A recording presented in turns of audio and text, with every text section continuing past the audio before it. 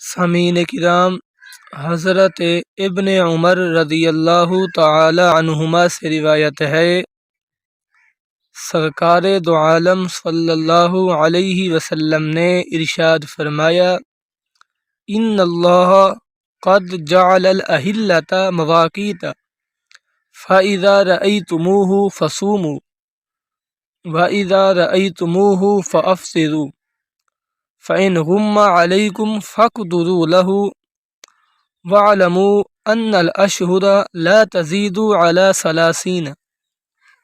یقیناً اللہ تعالی نے چاند کو وقت کی علامت بنایا ہے، یعنی حج اور روزہ وغیرہ کے لیے، تو جب تمہیں چاند نظر آئے تو روزے رکھنا شروع کرو اور چاند دیکھ کر ہی عید کرو۔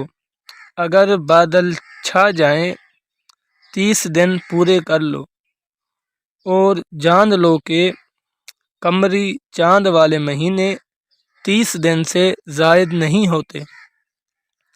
سامعین کرام، اس حدیث مبارک میں چاند کو حج اور روزہ وغیرہ احکام شرعیہ میں وقت کی علامت قرار دیتے ہوئے حکم دیا گیا، چاند دیکھ کر روزے شروع کرو اور چاند دیکھ کر ہی عید مناؤ۔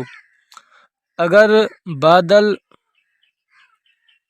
یا گرد و غبار کی وجہ سے چاند نظر نہ آئے تو شعبان کے 30 دن پورے کر کے روزے شروع کر دو۔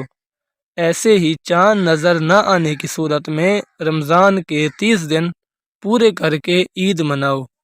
وما علیہ الا البلاغ المبین۔